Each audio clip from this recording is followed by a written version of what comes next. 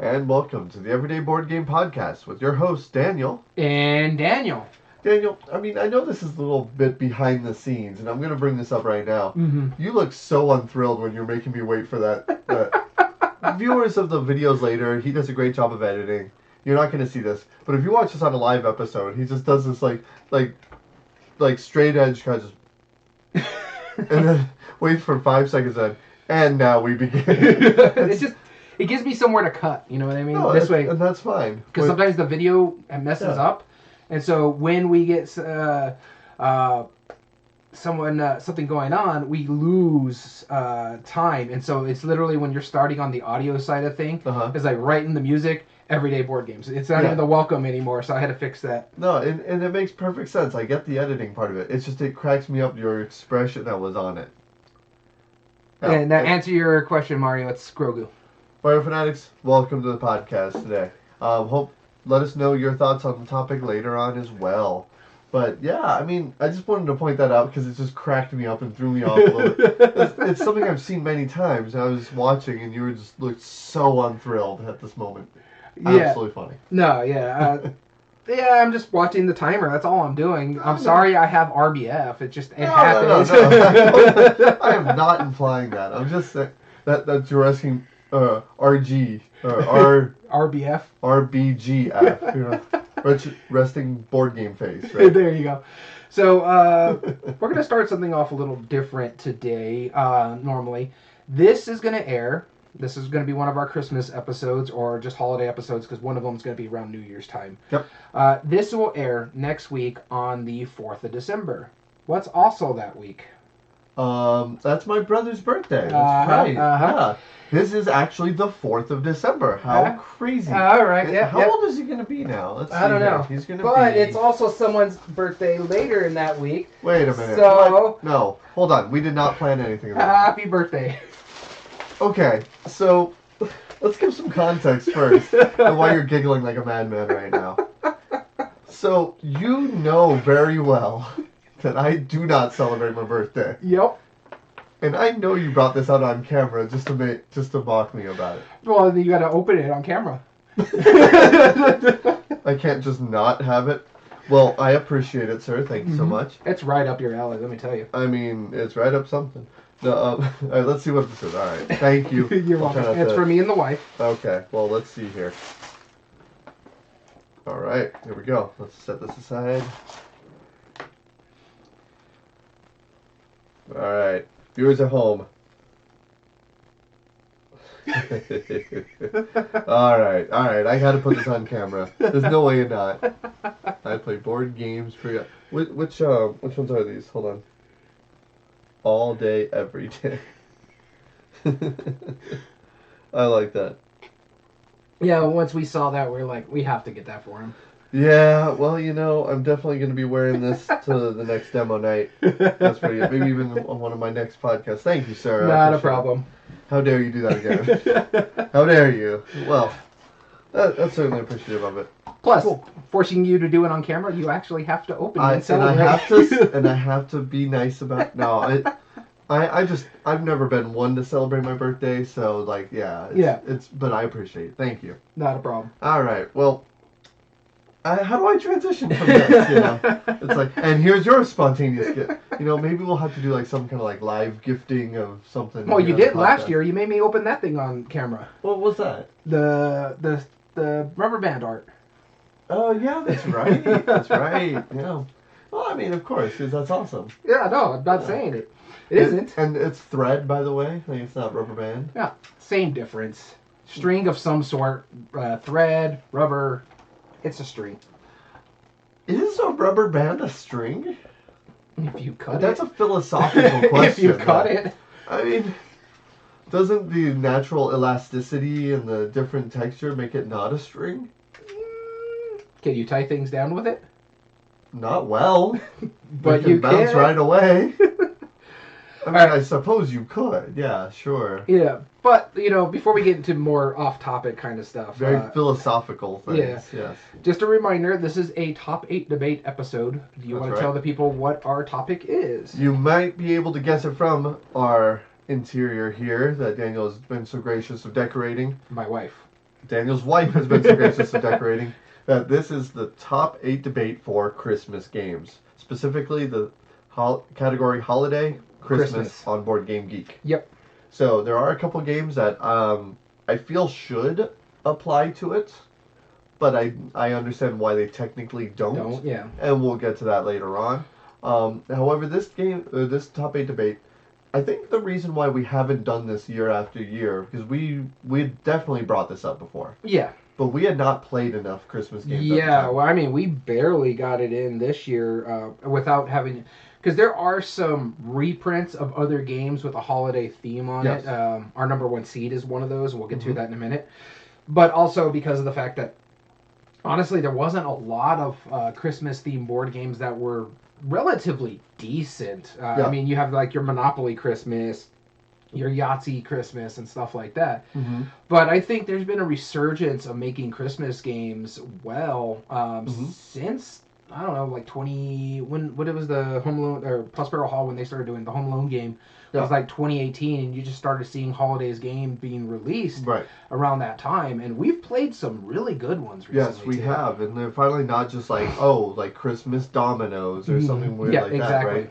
They're actually thematic games that actually have a lot to offer. And, I'm going to give a shout out right now. You'll see this in the debate here in a moment, but Prospero Hall, they focus mainly on IPs, and yes, they have done Christmas-themed IPs, but that I really am very excited about the fact that, a lot of ones here behind you. Yeah, there's two right behind me. Yeah, one of them that they just announced for this upcoming holiday season is Rugrats Hanukkah. Yeah, I actually just saw a copy of it. I told you we went to the outlet mall. They were selling it at Box Lunch. Oh, that's awesome. And because that makes sense. First off, Rugrats was like kind of not revolutionary, but it was really well received that they did a Hanukkah episode. They like talked about everything, Christmas, Hanukkah, and showed different things. I think the Susie Carmichael, I think is her name, the little African American girl. I think they celebrated Kwanzaa. Yeah, exactly. And just the fact that like a kids show when we were growing up, like that, like kind of embraced all. What do you mean when we were growing up? I was already. When I was growing up. Because I think it came out in 94, 95. I think it was already 10 or 11 when it came out. Something like that. Yeah. It was. I mean, but just the fact that it did that, and it was like, we're gonna embrace multiculturalism. I love it. And now they're making a game based off of that, using the IP, and it makes a lot of sense. That already makes the nostalgia hurt. It makes you feel good. Yeah. So it's interesting what they've been doing. You can't really see all the games behind us, but Funko's been doing it a lot. In fact, they've released little like card games every year since they went over to Funko. So I want to say like 2020 was like their first year they started doing it. Some have been good. And they're cheap. They're like $9. Some of them are good. Some not so good. A lot of them not so good. There was like a Christmas Story one. There was another one that we just National Lampoon National Lampoon one. There's one back there that we'll talk about a little later. Yes.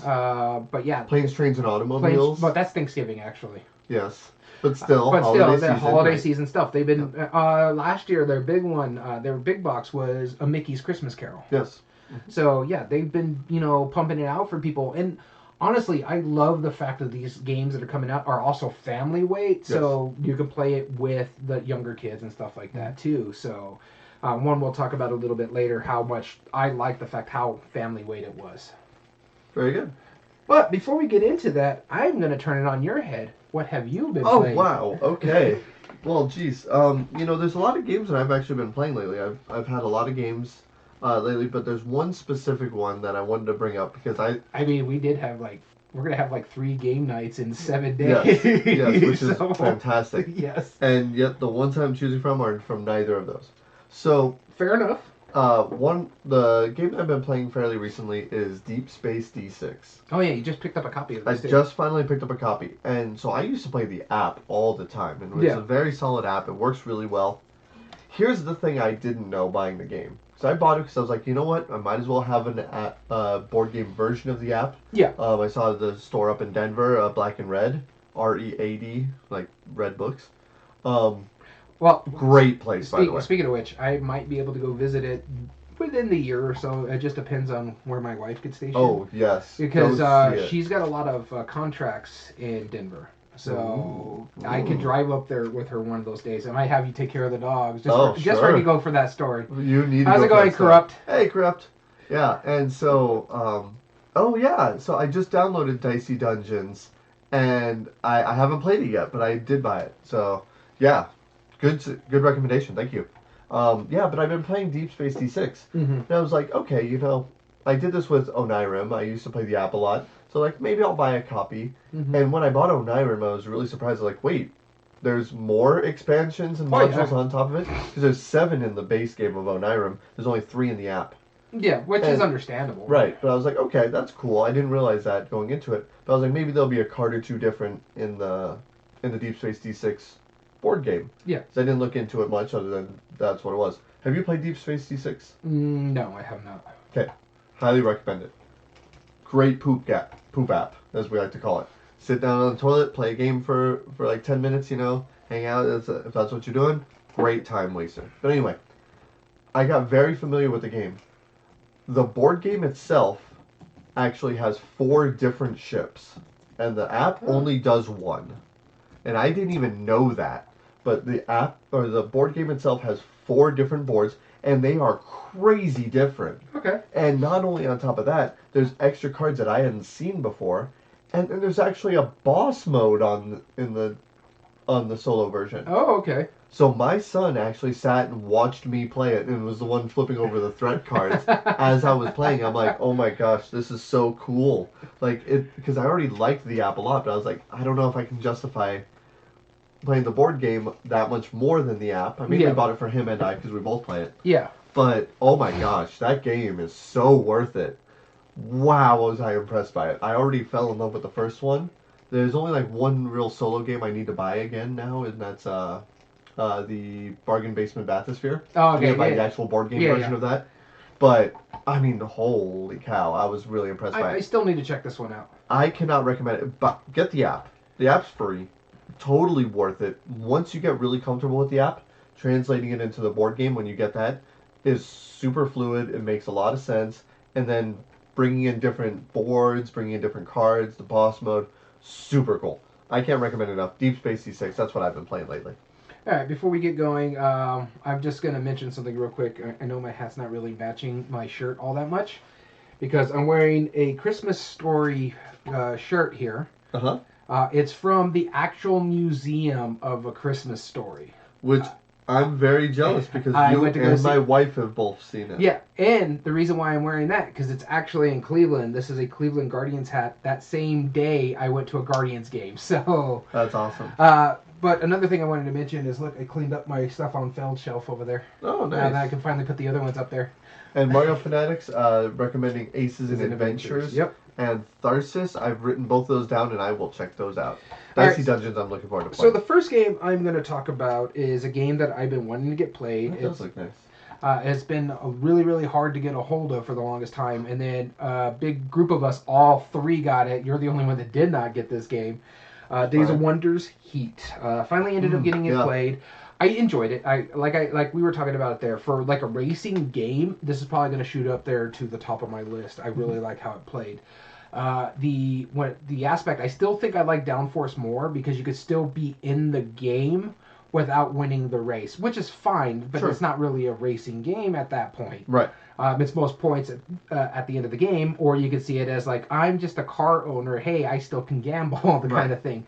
But I did like Heat. I like the interesting deck buildery-esque that it has, so like if you want to burn up your engine a little bit more, you put some heat in there, and so, or you could spin out if you go too fast around corners. Right. So I like that aspect of it, so it's like that push and pull. It is very well produced. It's probably Days of Wonders, one of their best produced games lately, because there's 4 boards in there, double-sided 2 boards. So there's 2 boards and they're double-sided, so you have 4 different racings. It's got a campaign book, so you can race an entire series based off those 4 tracks. I loved everything about it. I really did enjoy this one. It's going to stay in my collection. I did enjoy it. So yeah, if you ever get a chance, check out Heat.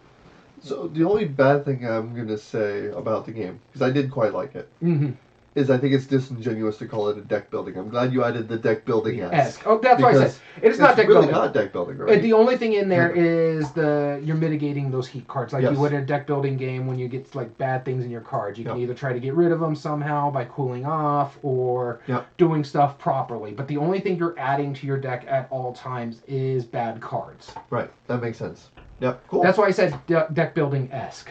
And the last one I wanted to talk about today was a quick little speed game that you got a chance to play. And that was on our game day just this Saturday. It was Sunday, Sunday. It was the only game I personally brought. Well, you brought others, but I brought a bunch. It's the only one of my games that we played. Hey, all of us only got one game that day because of somebody's game. Yes. Everyone else got at least an hour game. I got a 2.5 minute game. But that's fine. But you played it for 5 minutes, so... That's true. We played it twice. No, the way this game works, it's called Magic Rabbit. And it's a new game from, I forget what the company's name is. Alley Cat Games. Alley Cat Games. And the way it works is simple. There's 18 tiles. Mm-hmm. Well, there's more than that, but 18 main tiles. 9 hats, 9 rabbits. You mix up the rabbits, put them in a row. Mix up the hats, put them on top of the rabbits face up. The rabbits are face down, by the way. Then you have some dove tiles that go on top of that might block. It's based on player count on how those are laid out. We had 2. Yeah. So now the goal of the game is simple. You're trying to put the matching hat with the matching rabbit. So the 8 rabbit goes with the 8, the 1 goes with the 1, 5, 5, whatever. And then you have to put those stacks in ascending order, 1 through 9. So on your turn, you have a choice of 1 of 3 actions. You either pick up a stack and look at the rabbit and memorize it, or you swap 2 hats on those, or you swap 2 full stacks. If there's a dove on any of those stacks, you can't do any of those actions with. That's it. Very simple. At the end of your turn, if you want, you can choose to move a dove from one tile to another. That's the goal. Very simple puzzle. However, there's a catch. You have a 2.5 minute timer, and you must do it all as a group before that. Without communicating. Without communicating, because that's the magician's trick. Yeah. And that's literally what it says in the rule book. That's the magician's trick. We don't communicate about how we do our things. That's the catch. But there's 3 also envelopes in there that once you get the hang of one, you can open up the envelope and add in some more components. Mm-hmm. So after I left that game night, pardon me, I went home and I showed that to my son because I thought he would like it. He fell in love with it. I don't blame him. We played it at least 3 times in a row. Did you finally win? Oh yeah, we won. Okay, cool. We're at about a 50% win rate between him and I. How are you at a 50% win rate? Did he win twice and you won once? No. Because you played it twice and lost both times. No, I'm saying him and I are at a 50% win rate because it's a cooperative game. You played it 3 times though, you said. Before.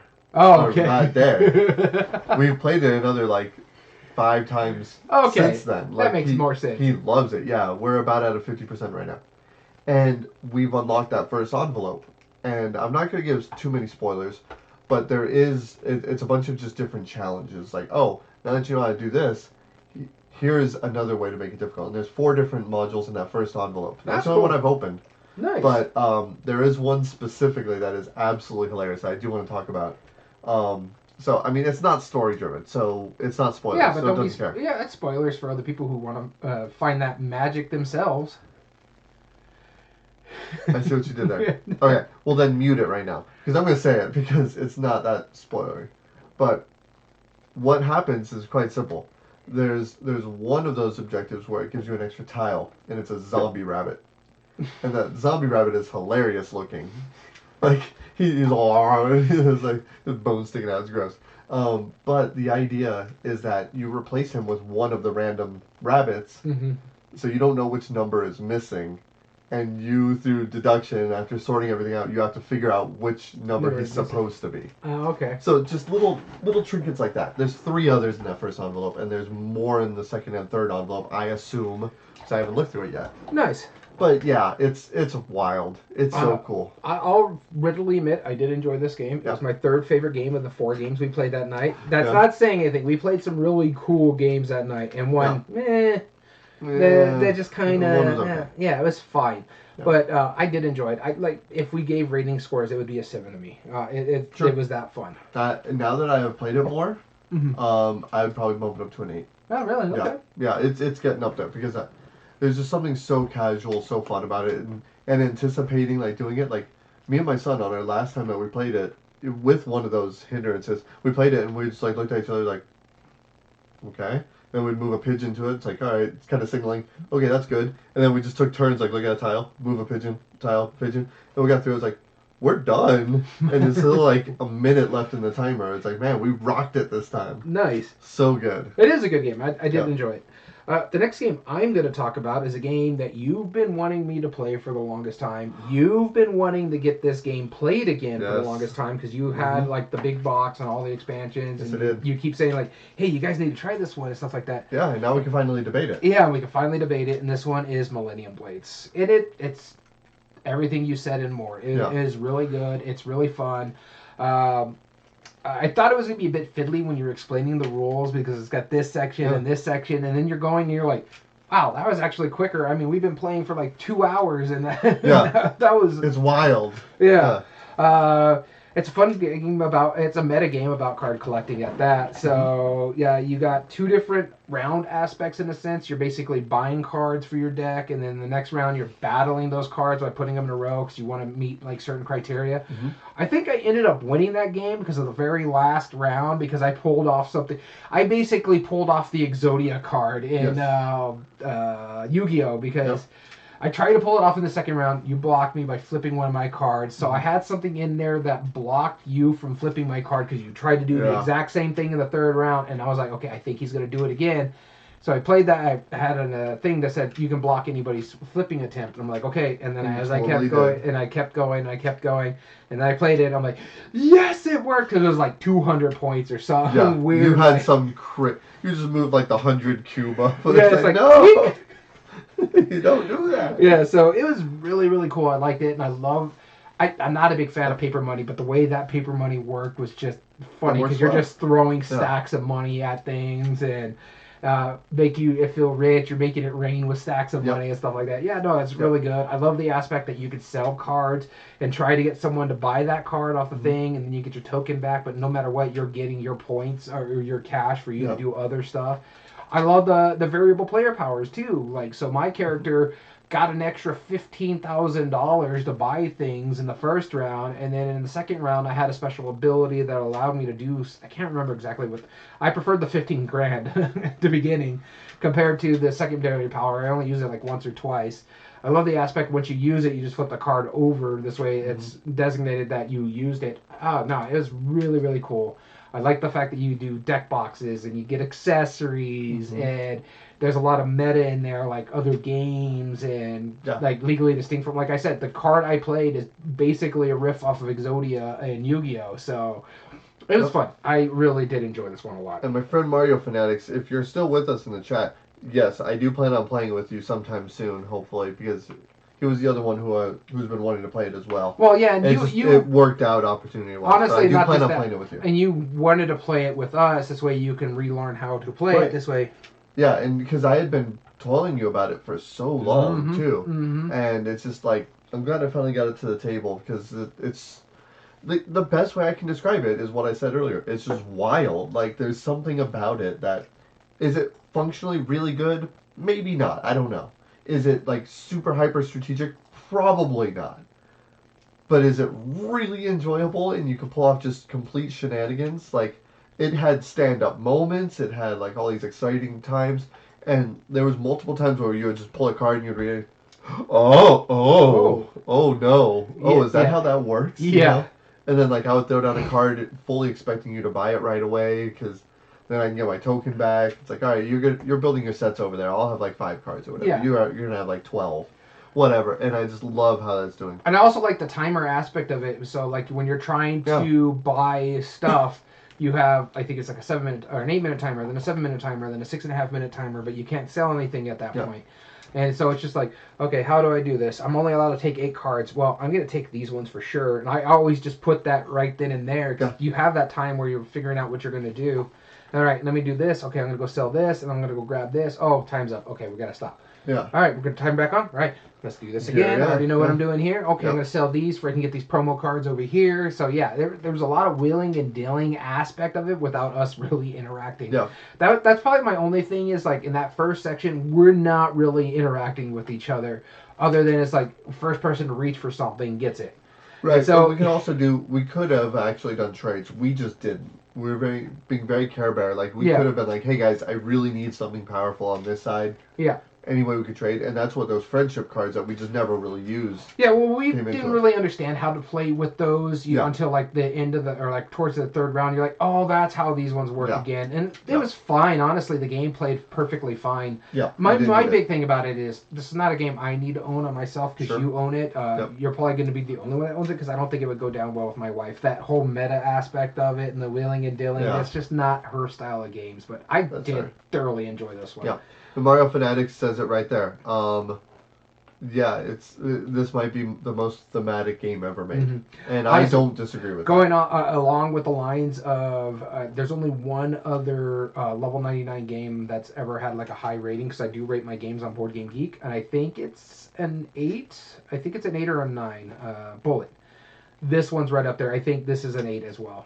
This is very, very fun. My only ding for it is basically the time constraints of it. Yeah, exactly. It's not a short game. It's not. But man, it's condenses like 5 years worth of TCG. Yeah, no, that is true. Into 2 hours. Speaking of TCG, I took advantage of Amazon having pre-orders. I got the first 3 packs, the starter decks for Lorcana. I thought you said you only got 2. They released some more for the 3rd pack, so I just picked up the 3rd one. And I was telling my wife about it. She's like, "Oh, I want to play it." I'm like, "That's why I pre-ordered it." It's going to be on 2023. I'm looking forward to doing our list when we do the... Oh, yeah, it's already on the list. I actually have a short list of what will be on the list. I just don't know where I put it. Yeah, we'll figure it out. Yeah, but I have like games that you've played, what I've played, what we can put on there. We just put some more games on the list, too, this past week. Astro Knights, I think, just went on the list, and another one. Tales to Amaze just went on the list because we played that on Sunday. So, but yeah, Millennium Blades, that was fun. Awesome. I'll talk more about those later. All right, let's get into our list. So again, this is the top 8 debate for Christmas, our holiday Christmas games on Board Game Geek, and we're going to be debating those in the very way that we know how. We're going to break it into 5 categories, but before we do that, we're going to talk about some of the honorable mentions. All right, so I'm just pulling up the poll here for our audience honorable mentions. So there we go, starting with that one. Okay, so we always add these onto Board Game from Board Game Geek. We took the list and we add them to the Board Game Revolution forum on or a group on Facebook, and we put them as a poll so you guys can at home can vote. Yep. Any of the viewers at home, but you can also add in your own, and we're going to be talking about those right now. So the first honorable mention that was added by Gabe, and that is Santa's Workshop. I really want to play this one, and I'm also really going to talk about it a little bit later. So. Oh, okay. Carry on. The next one added by Jason is Holiday Flux. I have not played this version of Flux, but if you played any Flux, you played them all. This one's the same thing. You have creepers, keepers. You're playing cards out, changing the rolls until someone meets the gold card that's out there. It seems like it's going to be a fun game. I have not played the holiday version. If I can find a copy of it, I'll try it. But yeah, it seems interesting. Yeah, and Mario Fanatics brought up a good point. How has Smash Up gone this long without a holiday-themed set? Yeah, I don't know. I mean, they even got a Cthulhu set, and they called it the obligatory Cthulhu set. Yeah, how is there not a holiday? All right, the next one added by Luna was the Exit Advent Calendar. Now, there are 3 of those right now. Yep. And I've played one of them. I played one of them as well. Which one did you play? You played the book, right? No, I played the mountain? I think it's like the summit or something like that. So you and I have both played the same mountain one. No spoilers, but I did thoroughly enjoy the puzzles. That was fun. Yeah. Very impressed with those. The only reason we're not doing it this year is because my wife's job. She takes her about 4 or 5 days out of the way, so it's just like we can't really. I don't want to do it by myself. I want to do it with her. Why don't you come over and my family doesn't want to do it anymore. You and me can do it. Well, bring it over here. When you come over for Tuesdays, we can do. That's right. Let's do a whole week's worth right there. Exactly. All right. All right, and then the next one here added by Jeremy was Die Hard, the Nakatomi Heist. This is another one of those Prospero Hall ones. Yep. I want to play this one. I love That's this movie. just silly. This is a Christmas movie, whether people like it Sure. or not, because Sure. one, it starts with a Christmas song and ends with a Christmas song. So, if Home Alone is considered a Christmas movie, so is Die Hard. Because your big gripe about Home Alone is that it's all about being with family and all this and that. And the you mentioned something about like what makes a Christmas movie, something like that. Die Hard does the same thing. He's trying to get back together with his wife. Yeah. I don't disagree with that. I do think Die Hard is a Christmas movie. I agree with it. Technically. Technically. And then last one, Kalena, I believe. Kalena, yeah. Added Christmas Tree from 2017. I have not played this. I know nothing about it. I know it's like a worker placement aspect where you're trying to compete with like the best decorated tree or something like that. Mm-hmm. It looked interesting. I've been trying to find a copy of this one. Yeah. It's out of print and so expensive right now. It's not even funny. Like some of the games we played on this list, I've been able to pick them up for relatively decent price, even though they're out of print. Yep. One of which is our number 7 seed. We'll get to in a little bit. But yeah, I want to play this one. It looks interesting. Mm-hmm. Same with another one we talked about, and we'll get into that in a little bit. Cool. Awesome. So, Kalena, sorry. And forgive me if I'm mispronouncing your name, but thank you for contributing. This said, Christmas Tree is a drafting game about collecting ornaments to decorate the tree. Probably my favorite Christmas game. Okay, it's drafting, not worker placement. That's right. Yeah. Luna also added that Drado, which is in, I think, the Hanukkah series, is a gambling game, which it is. I mean, well, it's a Hanukkah game. Yeah, game, right? yeah. It's a gambling game of spinning a top, which I have played. I will give it credit. In fact, so I'm a teacher, Mm-hmm. and I actually 3D printed a few dreidels for some of my Jewish students, Okay, to cool. celebrate them, because, that we appreciate them, right? Yeah, exactly. And one of my students actually taught me how to play it, and so we sat down one day and sat there playing dreidel, and it's kind of fun, actually. I know when they're doing it, the kids are doing it usually with they're gambling the gold chocolate coins. Yeah, it's chocolate coins, yeah. Mm-hmm. Yeah, it's so super fun. I know it. I have Jewish friends, so. Yeah, we should play it sometime. It's not bad at all. All right, so Luna also put. Luna also put. I just bought Ghost of Christmas and looking forward to trying it. I really like the Exit Advent calendars, and I really like the one we played. Yeah, absolutely. Thank you, Luna, for pitching in your ideas. And your last post was I think the last one. No, Cool. yeah, I was the last post. The first post is always my post, telling people where to find the list. Yep. All right, so let's talk about which games are going to be debated, and then we'll talk about our honorable mentions. Sounds So good. we have our number 1 seed, Letters to Santa, which is love letter, but Santa theme. Santa theme. Yep. Mm-hmm. Going up against our 8 seed, Home Alone game. Our number 2 seed, Dice Throne, Santa versus Krampus. Going up against our number 7 seed, Ugly Christmas Sweaters.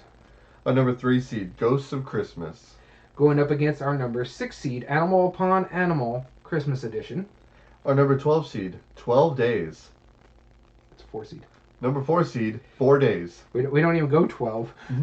Our number 5 seed, Holly Jolly. You didn't catch the second time I said it? I said number 4 seed, 4 days. You're fine. Whatever. I give you a pun shirt. Just be happy with that. That's true. All right, I will give you that.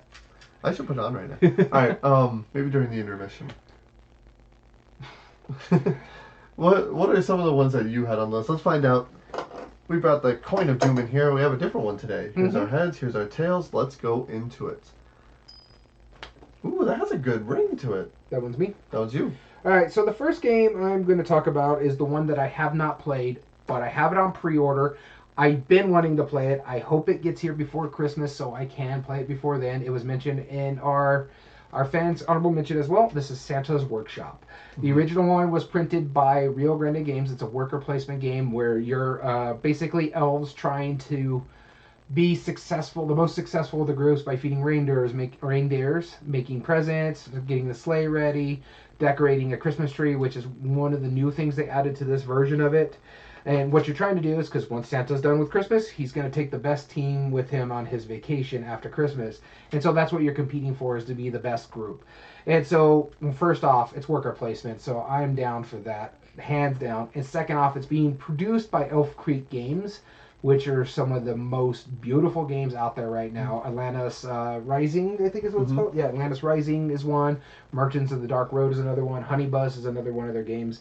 So you know it's going to be well produced. In fact, they're airlifting it to America as we speak to get it tried to ship out as many as they can before Christmas. So I'm wanting to get this played.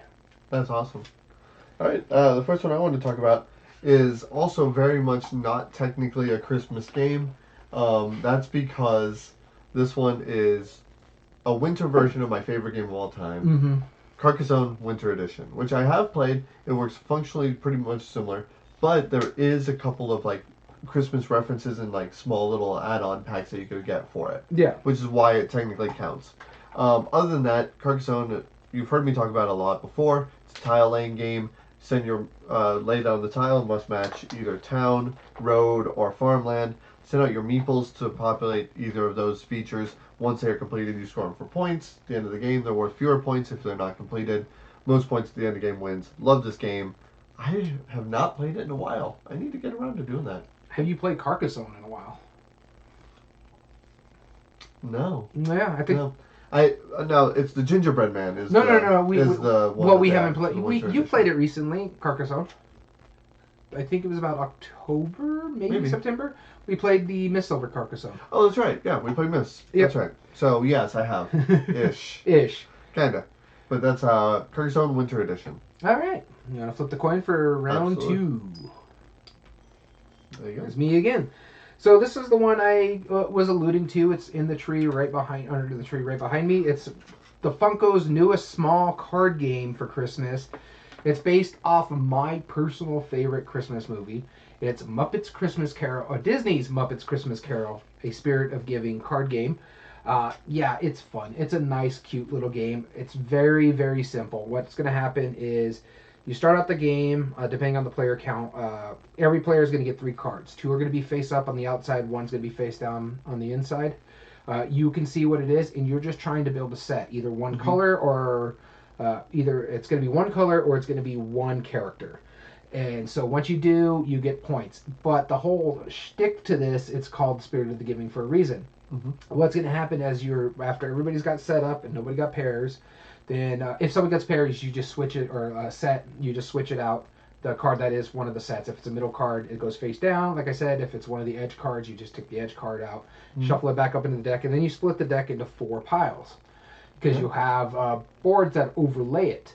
So you're gonna have Scrooge. You're gonna have Scrooge. You're gonna have Ghost of the past, future, and present and future ghosts. And so what you do is you split the decks evenly, and then you stack them up. So future's gonna be on the bottom of the deck, and so forth, and you're going. So on your turn, you're gonna do one thing. You're gonna take a card, whether it's the Scrooge or one of the ghosts, and you're gonna do what it says. Scrooge basically just has you draw a card off the top, and you can replace anybody's card on the table. And the reason being is because if you ever complete one of your sets, you take a present and it's face down. You can't look at what the score is for yourself. However, if you take that card and complete someone else's set with it, then you get to look at both. Since you're the one completing it, you get to take 2 gifts, look at them, and you can hand one to the player sets you completed and take a token for yourself. Oh, interesting. Okay. So you'll have some hidden information in a sense, because if I just complete my set, I don't know what points I got, and I think the points are like 1 to 4. Yeah, so if I randomly draw 1, it's not going to help me. But if I help Calissa, my wife, finish hers, I get to look at 2. All right, you can have the 2. I'll take the 4 because I was helpful to you. And so I like that little aspect of it. That's because cool. You're helping them. There's also wild cards in there, so it matches for any character or any color. When you get into the Ghost of Christmas, you could take the top card off the discard pile. So when you complete a set, you can put your set however you want in the discard pile. So if you want to be nice to someone, you can put the wild on top, or you put the wild under, because you can only ever take the top card off the discard pile. When you get to the present ghost, you get to swap 2 cards. So if you notice that, like my friend Angel, he has a card that could finish Calissa's set. I can take his card, take one of Calissa's cards that doesn't finish her set, and swap them. And so, therefore, I could finish Calissa's set. Don't do him any favors, and then I could look at the gifts and stuff like that. That's cool. Okay, that sounds cool. I like how it works. And then I think it's the future. You could just swap any two cards, or might be the future that does the swapping cards. Present does something as neat as well. They all have their different things, and so again, you do two things. You do one of the actions based on the boards. And you could try to complete someone's set or your own set, like I said. And whenever all the presents are taken out or the deck runs out, the game's over. Cool. It's very simple, very quick. I really, really enjoyed this one a lot for a little simple card game that is supposed to be played for like 6+. It's fantastic. Sure. Yeah, I feel like the very first year that they did those small games, they were kind of doing them. Like I wasn't super thrilled with a lot of them. There is one that Funko is coming out with pretty soon that is it is going to be it's basically Pass the Pigs where you're rolling two figures, but you're rolling Coca-Cola meatball bears. Like the Coca-Cola bears, and you're rolling that and trying to get combinations. So it's basically Pass the Pigs, but I'm sure with like some kind of nifty twist to it as you're rolling these two polar bear meatballs. I love that idea. I showed that to my wife and she's like, okay, that's cool. Yeah. I'm like, I know, right? It's really good. So yeah, I really, really do enjoy this one a lot. And then Mario Fanatic was talking about the Muppets Christmas Carol. His mother loves that movie. Well, he prefers the 2008 version, which is, I think, what is the 2008? It's either Letters. Is it the Letters to Santa is the 2008, or is the other Christmas one? And yeah, it is an excellent adaptation. Actually, it was this movie that made me fall in love with A Christmas Carol. Okay. The book. Or not the book. I've only watched the different versions of the movie. The wife last year got me a physical copy of the book. I read it on Christmas Eve. It took me the whole day to finish it off because it was in my stocking. Loved it. Charles Dickens is still one of my favorite classic writers. It was the only one I hadn't read physically of his books because I read Great Expectations, The Tale of Two Cities, and stuff like that. And loved those books. And so, yeah, finally reading that. Cool. Oh, okay, yeah. You're talking about the Jim Carrey version. Yeah. Cool. I mean, my personal favorite is Scrooged. I love Scrooge too. My personal favorite is the Muppets guy, so, because, and I like the lore on this one too. Michael Caine plays Scrooge, and he went to the director of Muppets Christmas Carol, and he's gonna he told him, I'm gonna act in this like I'm acting for Charles Dickens, how he wants Scrooge to be portrayed. And the director was like, that is great. That's exactly what I want you to do. Just because we have Muppets, I want you to be serious while we have all the hijinks with the Muppets. Yes. So Brilliant. I love it. All right, and the second one I wanted to talk about was so it's one of those ones that's not normally a holiday themed game, but I do love this game a lot, and there is an expansion that is holiday themed. So I had to bring this on. This is Dungeon Roll from TMG. Okay. And it does have a Santa version. In fact, what makes it so fun is that the original version of Dungeon Roll plays pretty simply. You have a set of good dice, your hero dice. You roll all of those, and that's how you start your dungeon delve. Every delve you go down, every stage you go, the number that you go down, first is 1, then 2, then 3, then 4. That's how many bad dice are rolled. Okay. If you get 3 dragons, then a dragon appears at the end of that round. You kind of don't want that, but then again, it gives you experience too. Farther down you go, you can get treasures, you can get potions, which let you reroll dice, and then if you go down really far, then you can get more XP. Most XP points at the end of the game wins. What makes this holiday theme though is they had a Santa version of it, and it even came with you could play as like Santa as the main character, as one of your heroes, and a few other heroes as well that are Christmas themed. But it also had new treasure tokens, which sometimes might end up being coal. And you can actually put them in with the other treasures and pull them out random. It's like, oh no, I got coal again. No! Making treasure like a little more exciting. But then some of it might be really, really useful stuff, like toys and whatever. So I like what it does to it. It's been a while since I played it, so I don't remember it fully, but I love Dungeon Roll. That's a huge one. And that actually wasn't one that was on my list, but it did come to my mind when we were like, oh, holiday themes. Yeah, Dungeon Roll has a holiday expansion, so why not? Cool. All right, our last ones. Flip the die. Flip the die. Did you? Or flip the coin. All right. It's a D2. All right. So, and you saw this coming, mile away. You already know what my number one honorable mention is. Do I? It's a Funko. Oh yeah, National Christmas National Vacation. Lampoon's Christmas Vacation, the board game. The Yeah. not the card game, the actual board game. Yep. Because Which they made a has small the version, which I didn't freaking like. Moose Cup, man. It has the Moose Cup. It's a dice rolling game. And it works really simple. Every player has the same deck of 24, 25 cards, something like that. And they're numbered 1 through 6. Mm-hmm. And there's also a couple of wild cards. So you're trying to be the first to get rid of all of your cards, which is really weird to have a press your luck shedding game. Yeah. I've never seen that before, which I really like the way it's doing it. So on your turn, you're rolling a bunch of dice. If they are Cousin Eddie hats, you set them aside. Because if you get too many of those, a total of 3 of them, then you bust and your turn's over. And you don't get to get rid of cards. But any Griswold hats, the number of hats that you have on your dice is how many cards you draw from your deck. Mm-hmm. So you lay them out face up in front of you. If you happen to have one of the special dice, which either shows a wreath or it shows a star, one of those will let you actually get rid of a card just flat out. It's like, all right, I'm just going to discard that. And the other one is, I think the wreath is the one that lets you either get rid of a set, a run of 3 of a kind. So a 1, 2, 3, or a set of 3 cards that are the same number. Wild, of course, can count as any of those. Then, after every roll, assuming you haven't busted, you can stop your turn and then get rid of a set or run as well. Mm-hmm.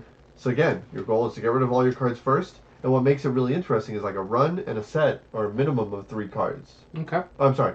A run is a minimum of 3 cards. A set you can do any number of one number, if that makes sense. Any copies of a single number. Yeah. So if I have like 4 or 6, I can just get rid of them. But it makes it super tricky because when one player is down like 1 or 2 cards, they're not going to make a run. They might be the same number, but there's probably not. Yeah.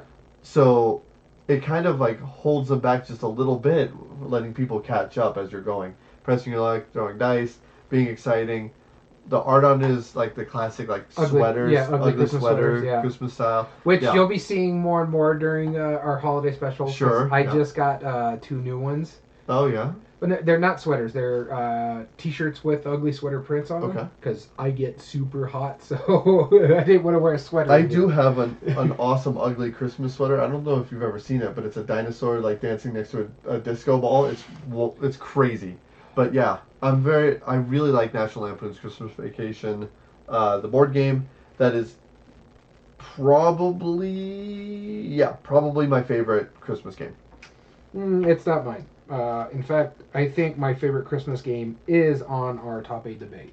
Okay.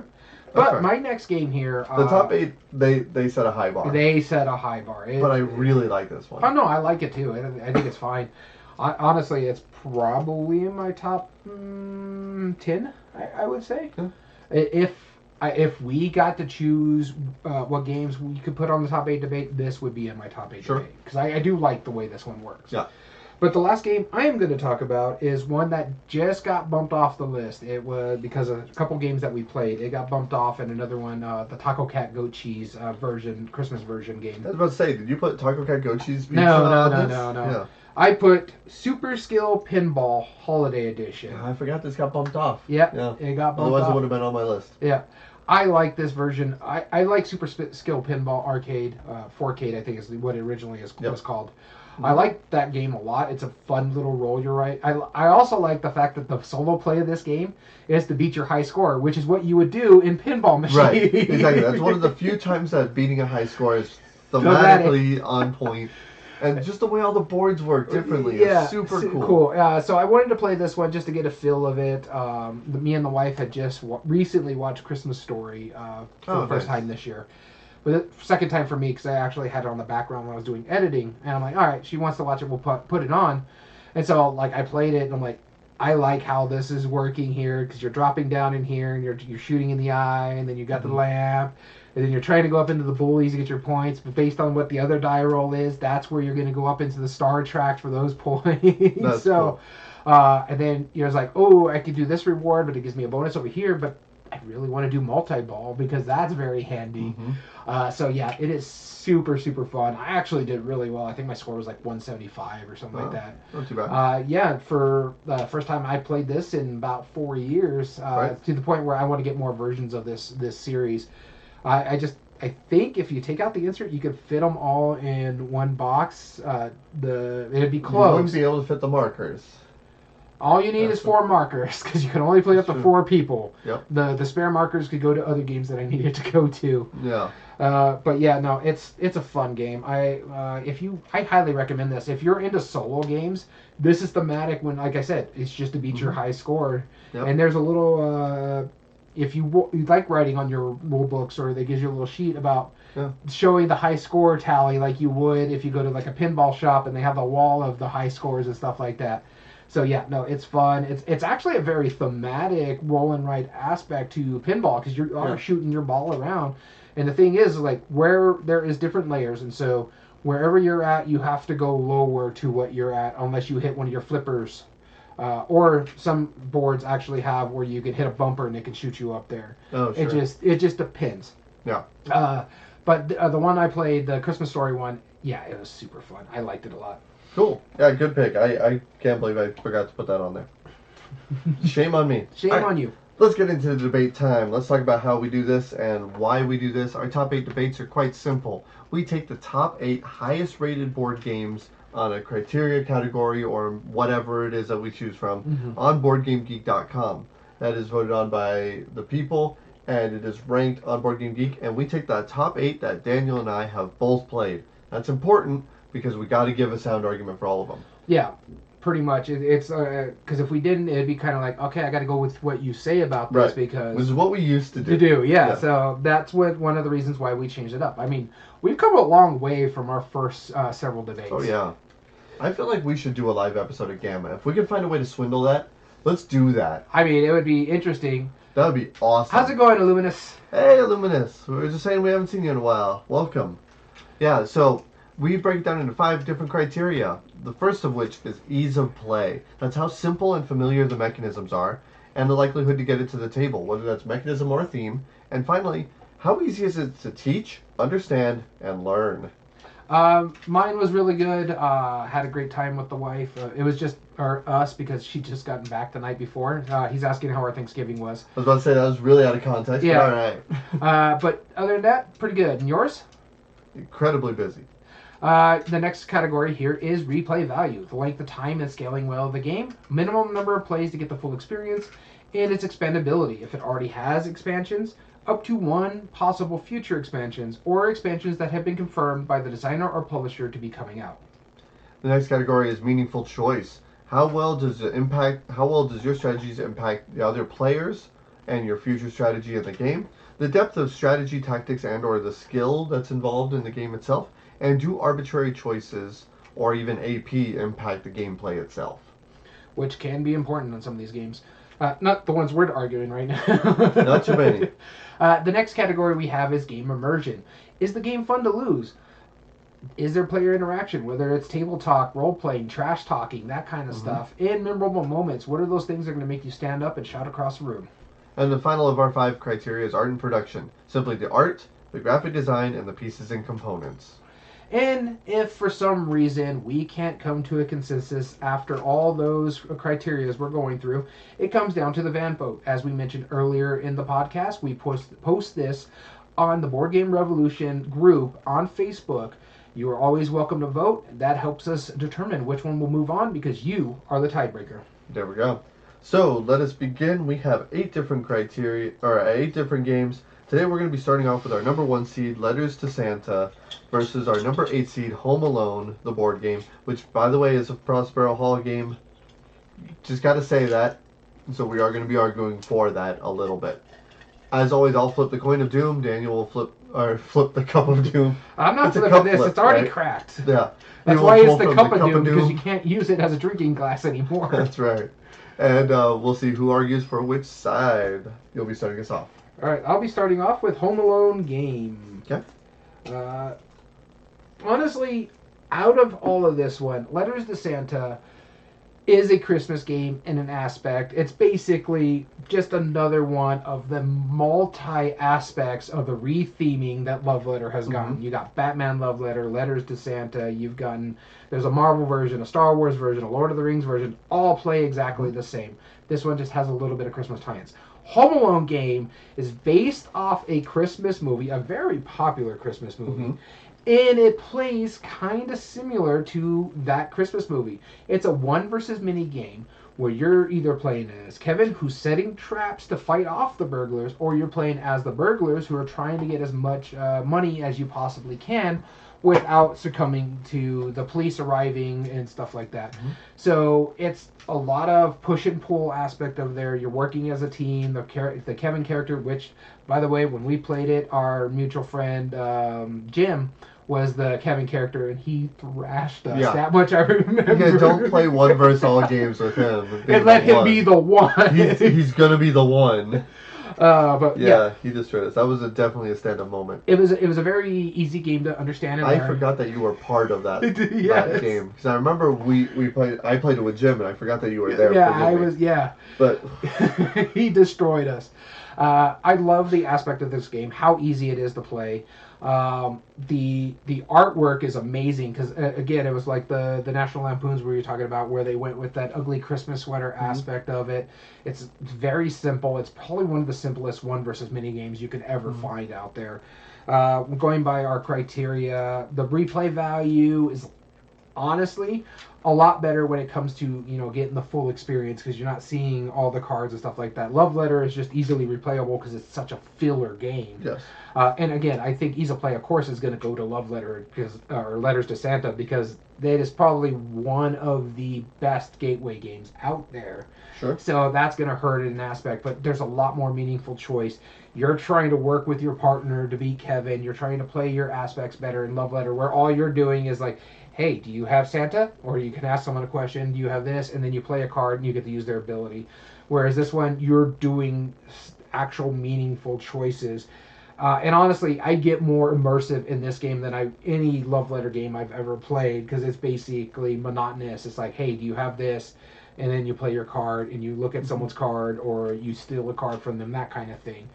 As well as the art and production, honestly, the Letters from Santa one is not bad. I don't think there's ever been a bad Love Letter production out there that I can think of. But I do have one big gripe, and I don't think Letters to Santa has this, but I know the other Love Letters has, is you got two choices. You can get a box, but you don't get the bag. But you can get the bag, but it comes in a blister pack. So there's not a really good way to store this game, and if you want the really nice bag. But I honestly prefer Home Alone, the game, because it feels more Christmassy to me. I forget which version Letters to Santa has, and I think it's the box without the bag. Yes. Because I do have the cards version of it. In fact, I just found it the other day when we were cleaning. I was like, oh, I should bring it over because it's quite fun. Yeah, and Luminous, I would totally play that. Mousetrap Home Alone edition. That's awesome. That'd be that'd be up there on holiday games. Prospero Hall, get out on that. Restoration, man. Restoration yeah. takes Mousetrap and turns it into a Home Alone theme. That would be pretty awesome. But so I'm gonna argue for Letters to Santa. But yeah, like you said earlier, it is the quintessential filler game. Mm-hmm. When Letters or Love Letter came to market, man, did it hit running hard. It really did. Everyone knew about Love Letter. Everyone was playing it. I don't hear hardly anybody talk about it anymore, which is a shame. Ever since AEG sold it, I have not heard the Asmodee Infinity owns it, one. yeah. Infinity Gauntlet is the last one I heard about. Yes. There was even a Jabba the Hutt Star Wars version, and that one just kind of. Yeah, exactly. Nobody did it because they're doing like these weird like offshoot spin-off style games for it. But Letters to Santa was actually one of the very first ones. In fact, speaking of stand-up moments or memorable moments, there was one time I don't remember where I was, but I was watching some kind of presentation, and they brought up the idea of sending letters to Santa. And in that presentation, there was actually the picture that says Letters to Santa, and like this nice ornate thing. But then down in the bottom, there was the AEG logo. I was like, wait a minute, this ain't about board games. Why do you find that? And I'm sure they just Googled the word Letters to Santa and then just found the first image. And they're like, nobody's going to know what AEG is. Who cares about that? It's probably some weird corporation. No, I knew exactly what that was. That blew my mind. I was like, wait, wow, that's kind of crazy. Um, yeah, I don't even need to need a game. Just give me a Home Alone themed Rube Goldberg machine. Yes, yes. And Illuminous brought up the Lovecraft letter. Yeah, that's a great one. Yeah, I mean, Love Letter, like I said, it all pretty much plays the same. They Yes. all have their own little twist and stuff Sure. like that. Like the Batman one is like you're trying to capture the Joker Sure. and stuff like that. So I think the only reason this is rated so high is because Love Letter is such a prominent game. Mhm. However, with this being said, owning this version of Love Letter, it is absolutely no different other than the art. Yeah. It is functionally the exact same thing as a regular Love yeah. Letter. So, is it thematic? No. Mhm. Is it as immersive? No. Is it replayable? Not nearly. Right? Yeah. I mean, it is, kind of, with those little twists and different versions of the game. Yeah. But, I mean, to play like I said, the only replayability about it is like, oh, that was quick. Let's play it again. That kind of thing. Yeah, you play multiple hands in a single game, right? Yeah. But, I mean, even with, like, the replay value in Home Alone, either you're Kevin or you're not. Yeah. So there's 2 minimum plays that you need to play in order to get kind of the aspect of it, right? Exactly. You gotta see it from both sides. So, I mean, I gotta give it to Home Alone. I agree. All right. Home Alone moves on. Now we're gonna go into our second round, which is Dice Throne Santa versus Krampus versus Ugly Christmas Sweater. Never thought I'd say that ever, but I'll be starting us off on this one. I hope to God you get one, just because it'd be funny. You're acting like I hated the game. You get Dice Throne. No, it's a fine game. It was fine. Yeah. It was fine. It was not bad. It was one. fine. Yeah, no, alright, so let's talk about Dice Stone Santa vs. Krampus. Dice Stone is already one of like my favorite games of all time. Yeah, and head-to-head dice battler works really well. You can upgrade your board, rolling combinations, get better things. Each theme is different. Each theme works separately. You are able to every character feels different in how they work. Mm-hmm. So much to the point that they even made a Marvel version, and that they've made multiple Marvel versions actually. That all of those characters are highly thematic. Oh yes, you're gonna show this off? Yeah. Here's the Krampus figure, the 3D figure. I don't know if you can. Yeah, you can see it. You can't. Yeah, I can't. But they can see it. Yeah, that's awesome. Yeah, and the game just works so well. But when I played Santa vs. Krampus, because this is one of the few sets that it's like a single 2-pack. Mm-hmm. That's not one of the Marvel ones. This works really well. Santa's all about gift giving. No, there's a lot spreading. All of them love. are 2-packs. Like Yep. you buy 2-packs. Oh at yeah, Barnes. that's true. Yeah, you can. But like this is all about gift giving. Mm-hmm. You have all of these cool abilities that like helps everybody mutually, which would be super fun to play with some of the other characters. But then Krampus on top of that, he's He's beast. mean. Yeah, he's straight up take that, which makes sense. Well, like he's giving out coal and all that Yeah. stuff, messing with players. Oh man, I forgot about that Yeah. call. I was just going to mention it before we started. Me and my wife just recently Yeah. played this. The fact that if he gives you 4 coal, you have to, and it's usually like whenever you're going to gain CP, it just drops it to down. Yep. So like usually I would get it in the start of my turn. I'm like, well, I can't get my CP. Here's your coal back. Yeah, and then I have to sell cards to get CP. Yeah, yeah, which is super fun. I don't know, it just works really well. I liked it a lot. I'm curious to hear how you'll compare it to Ugly Christmas Sweater, but I mean, this already has my vote to move on. I mean, I can't really deny the fact how fun that one is. Honestly, this set, I think it's a little heavier weight to Krampus, even though he's technically the more difficult one to play. Yes. And I think it's because of that, like the secondary deck that they have, the rejects deck.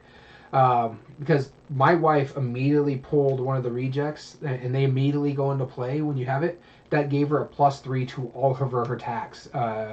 And so when she is rolling the dice, that gives her a 10 attack, and then the +3 makes it a 13 attack.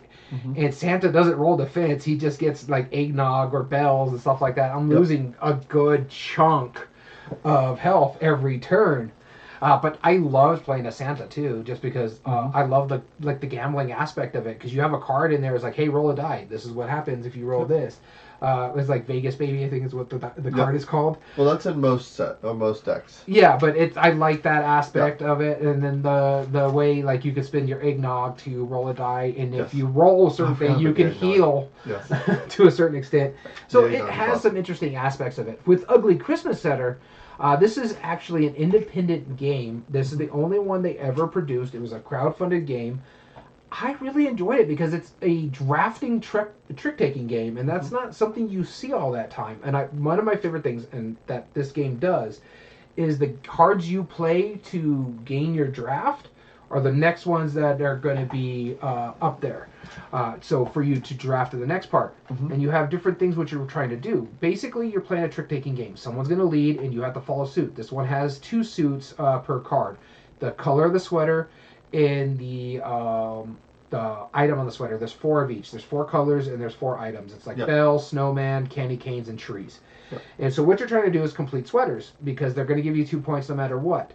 But there's also I forget what they're called, the trends, I think is, or no, fads, that's what they're called.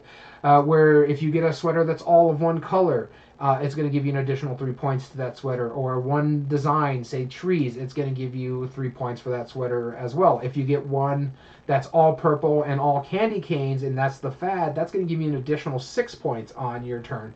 Because the way it works is we're all building sweaters. You can start as many sweaters as you want. Once they get knitted into each other, you can't move the cards anywhere. However, if you don't finish that sweater, someone completes their 3rd sweater, those are negative points for you. In fact, they're part of the tiebreaker too, because you didn't complete those sweaters. I love what this game does. This is not my favorite of the Christmas trick-taking games. We'll talk about that probably in the next round, I think. But I like what it does. But the problem is, even if I want to push for this, which I do enjoy this game. I played it at 3 players. I play at 4 players. Honestly, 3 players is actually better. Is it really? It's a little shorter. Just slightly shorter. And it's a little convoluted in an aspect, just because they're trying to do something different, especially with the draft and stuff like that. It's not easier to play than Santa and Krampus, because if you're familiar with the Yahtzee theme, you know how to do it. The fact that it's got Santa and Krampus is more than likely that's going to get to the table there. The replay value aspect of it, the game pretty much plays the same. There's no expandability. Dice Throne has like different sets. You can play Santa against the Gunslinger. You can play Santa against Wolverine, that's going to be coming out here soon. So there's that. I think there is more meaningful choice in Ugly Sweaters, because you have to play the trick-taking aspect of this one, where in that one you're more beholden to your dice rolls, because you're trying to make sets and stuff like that, and you get 3 rolls, a la Yahtzee. But I get more into the game immersion aspect of it. I don't really feel like I'm making sweaters. I'm just putting cards together. But I like everything about what Ugly Christmas Sweater. It went up against a heavy hitter. It did. And, and I didn't dislike it. It's just for everything that it did, I feel like we had this discussion for a different game earlier. It feels like everything else does something differently. The only thing that I thought was really unique was the double suited cards.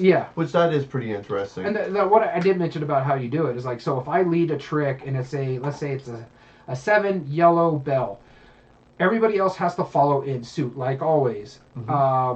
And you either play a yellow or you play a bell. So you can play off the color if you're playing a bell. Yeah, you can play a red bell or a yellow tree. Yeah, and the thing about that, what's cool about that is there's 2 different trumps. There's the super trump, which is the number, and then there is the trendy yarn, which is the color, basically the trump color.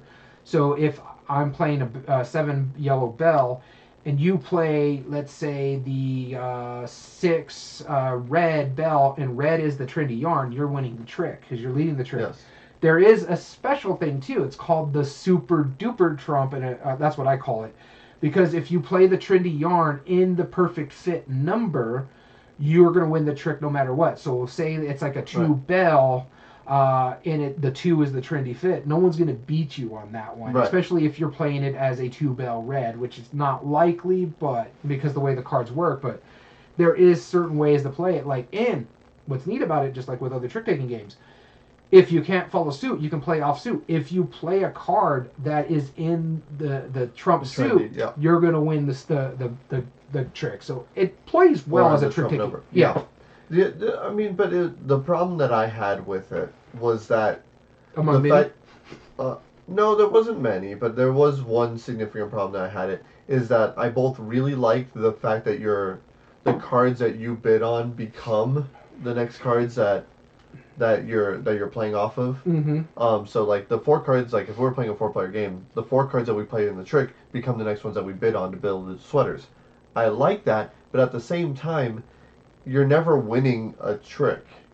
You're just getting first to pick.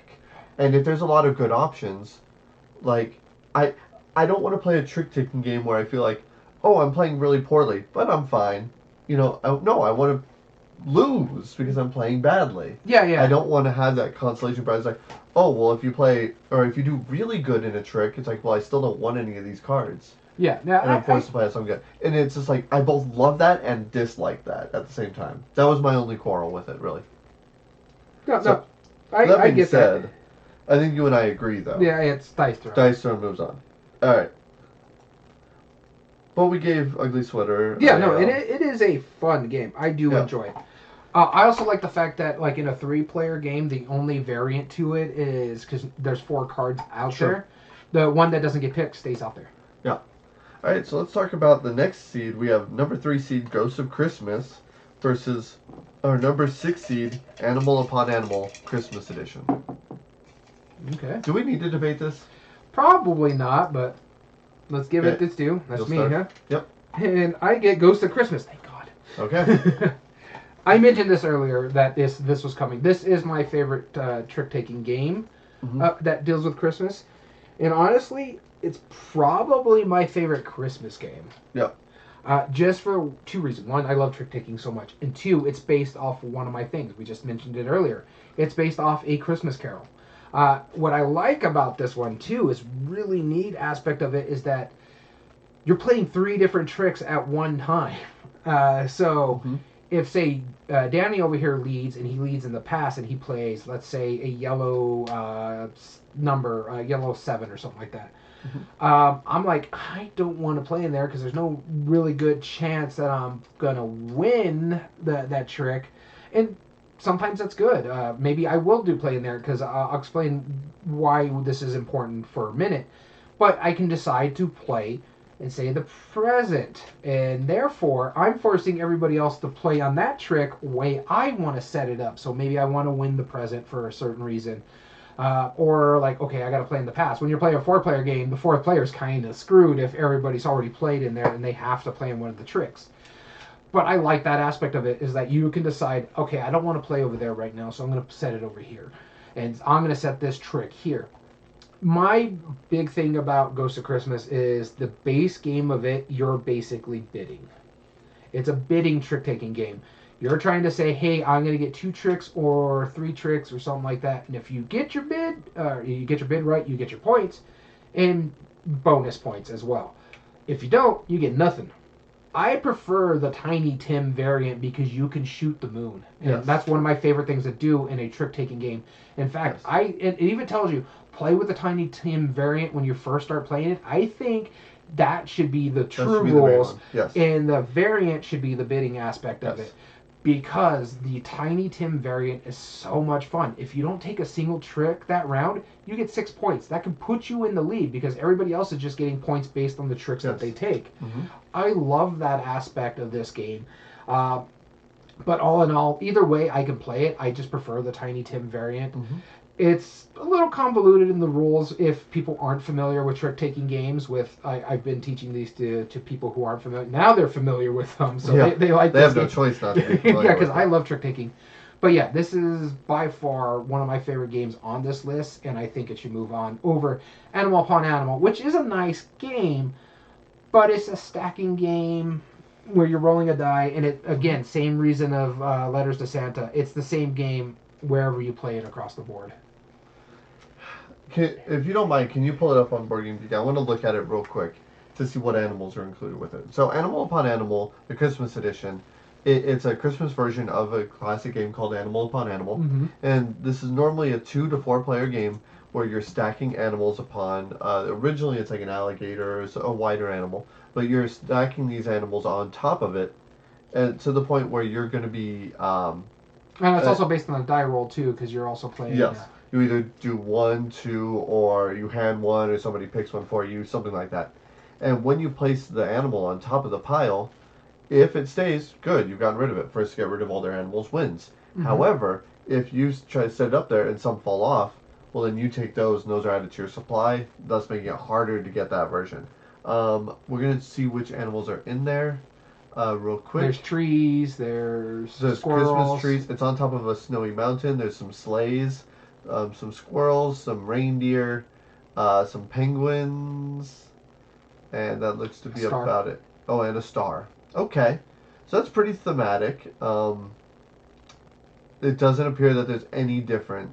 Yeah, like I said, it's exactly the same game, just with better or different meeples. And here's the thing: like I would normally argue for the tactics part of or the skill part of it because I think dexterity has a lot of skill involved with it. However, you're right. You do roll a die. So if I just keep rolling and I give my pieces to everybody else, well then I'm not. You're not playing the game. I'm You're not playing the game. I'm just handing stuff off. So I mean. I love Animal Upon Animal, but there's really no way we can have it go up against Ghost of Christmas and win. So let's move on. Ghost of Christmas. We'll have that argument later. With some actually really good Christmas games coming up here. Yep. Two of our favorites right now. Battle for the lightweight card games. We're going to go our fourth round.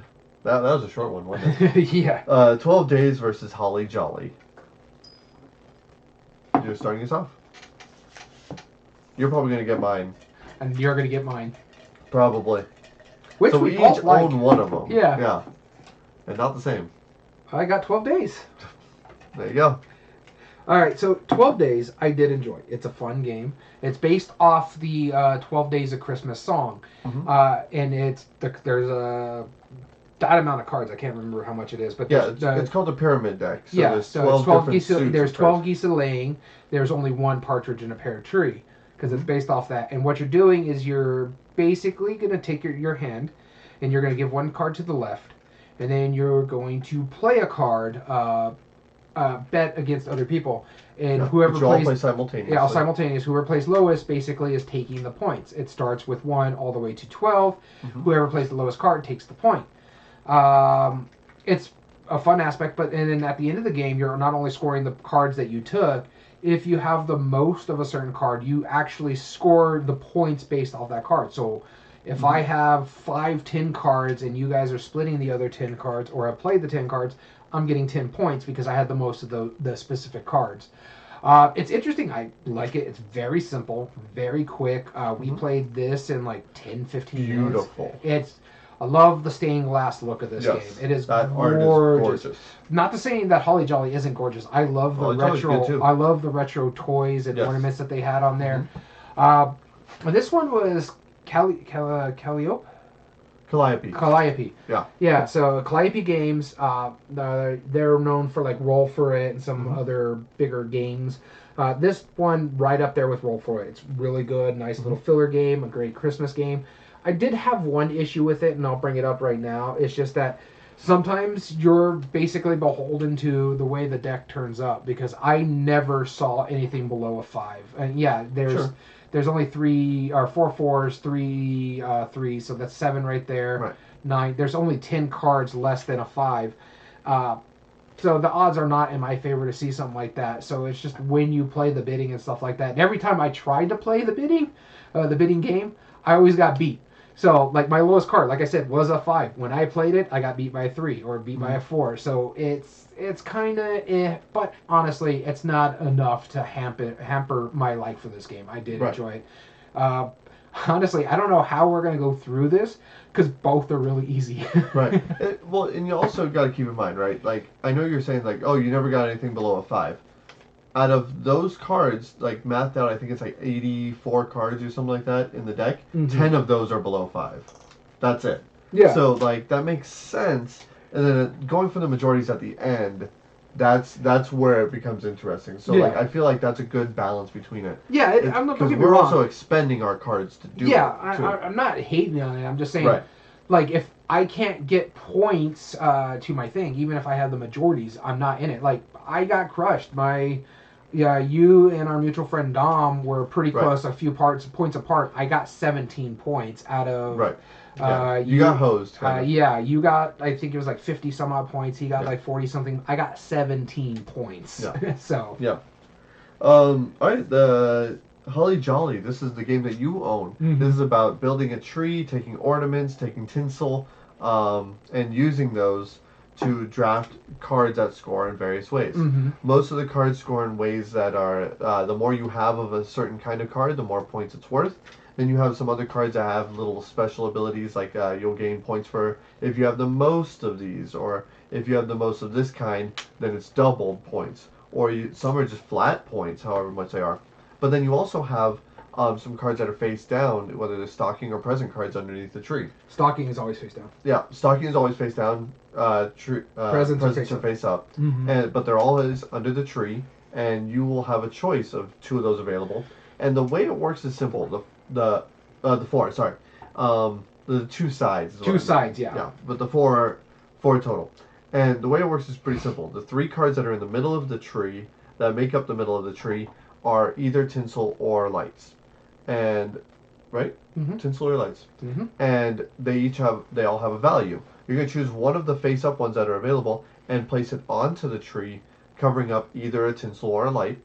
And then the style that you put down, you're going to add up all of the cards of that type, yep. And add up the number, and that's the number of what valued card you can buy. Mm-hmm. So if I put down, let's say there's 2 tinsel and a light that has 4 value, and I put down a light of 5 value on top of one of the tinsel, then that means I have a total of 9 lights, and therefore I could buy a card that is exactly costing 9. 9. Which no going down. Specifically, exactly. That's on purpose, because it's not that the higher valued are more valuable, it's just harder to get. So you have to plan that accordingly. Especially because if you're trying for the star too at the top, because that's true. Yep. You can only ever get 1 star in the game, but it's 6 points. So yes. Yeah, and it's huge, right? Yeah. And so the way that the cards lay out is really neat. You have the ornaments and all the stuff on the lights and the tinsel in the middle. You have the ornaments of different types along the side, and it makes up the tree itself. Mm-hmm. And then the presents being underneath it, it's a cool little idea of drafting. And that drafting mechanism, I fell in love with that. I like that a lot. That was a cool drafting mechanism. Yeah, I just like that idea of like, oh, well, like you feel really clever. I'll move this 2 over here. That makes a 4. I'll buy this card, which will be perfect. Now, some of them will allow you to get something from under the tree too. Exactly. So if you don't get something like an exact value, or you just don't want to get any of those, the tree has 2 different sides. One's valued 0 through 5, and the other side is 6 or more. Mm-hmm. And you got to pick it. And if it's stocking, it's face down. It might be coal. Bummer. Yeah. But that's your risk that you're doing. If it's a present, it's face up. But then those score different ways too. And they score in different ways. So it's a fun little set collection if you like stuff like Sushi Go. Mm-hmm. This is really up there. Cool drafting idea. Cool mechanism. Personally, I mean, I know I've said this before. This is already in my top like 5 Christmas games of all time. But I think I still like 12 Days just a little bit better myself. Honestly, I can understand why you like it better than yourself, because you only played it at the 2-player version of it, which they took certain things out. Yes. So the soldiers were taken out and the snowflakes were taken out for this 2-player version of them, which those are like if you're collecting them, mm-hmm. they compound points. So 1, 3, 5, stuff like that. So the set collection part of it. And when I played a 4-player version of this, those became very important because my wife and our mutual friend, or my friend Angel, they were fighting over soldiers, and I noticed that they were doing like the soldiers, and then Angel and his wife were fighting over the snowman, which would give you, if you have the most, it gives you, each snowman is worth 4 points. If you don't have the most, each snowman is only worth 2 points. Yeah. Let them fight over it. That's fine. I started collecting the, I think it's the snowflake ornaments. That's what. Yes. So I started collecting those, and that's where I made Santa heads the whole time. Yeah. Yeah, and then the Santa heads allow you to get things under thing. The rocking horses allow you bonuses in a sense. So if you have the most stockings, then you get this. So you get 4 points if you do this. So I like the different aspects of it. I really did enjoy this at a 4-player game because it gives more nuance to what you're doing. Sure. And there's only we just realized this when we're playing it. There's only 2 sets of caboose and trains.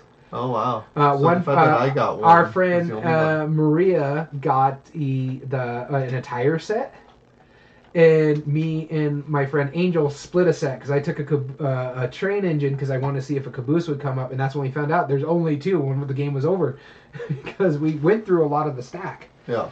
I do enjoy Holly Jolly more than 12 Days. Like I said, 12 Days is fine. Holly Jolly's really climbed up on my Christmas list. Yeah, I think I'm gonna eventually buy this because I did really like it. And honestly, 25th Century did a really good job. And I have another 25th Century Christmas game that I just haven't played yet, and that's Christmas Lights. Yep, which we hopefully will soon.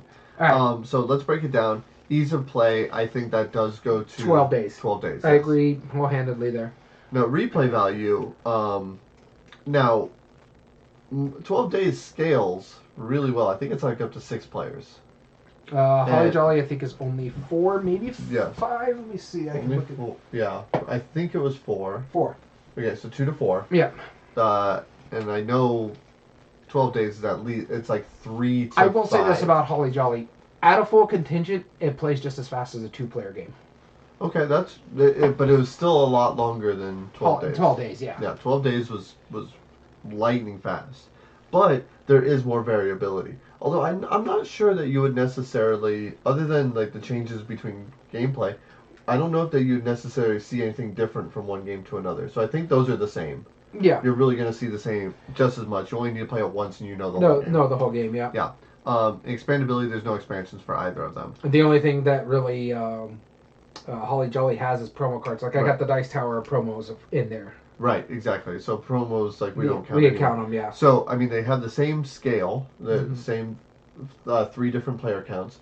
They have the same that. So I think we have to give replay value just simply because of how fast 12 Days goes. Yeah. That's barely it though. A meaningful choice though. Go ahead.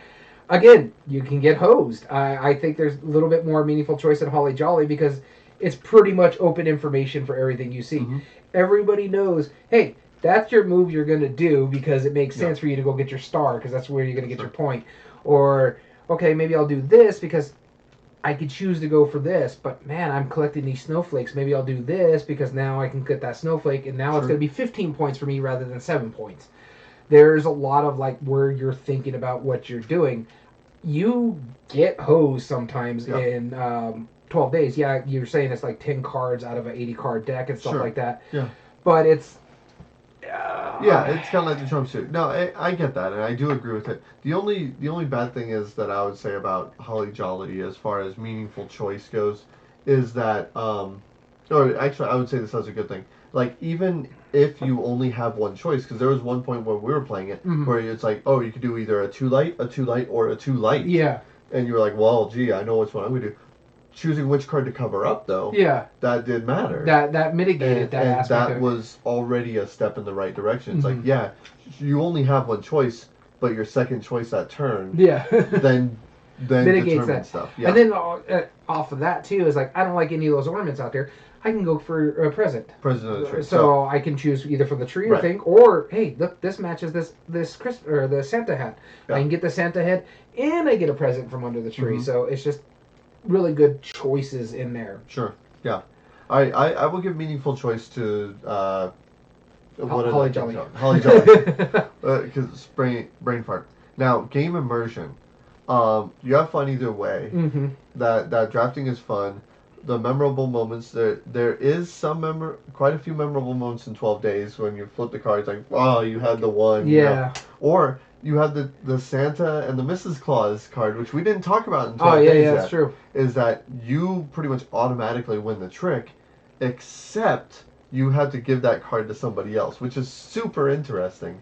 And then I didn't also specify this, is that when everyone bids the same card, like if you and me each put down a 3, and our mutual friend put down like a 10. Like a 10, our 3s cancel each other out, and the 10 gets it. It's only if it's mutual. And then if, for some reason, all of us cancel out, because we all play the same number, or multiple pairs, or whatever, then it gets set aside and goes as an extra gift to the next round. So, there's a lot of meaningful choice and a lot of depth to both of them.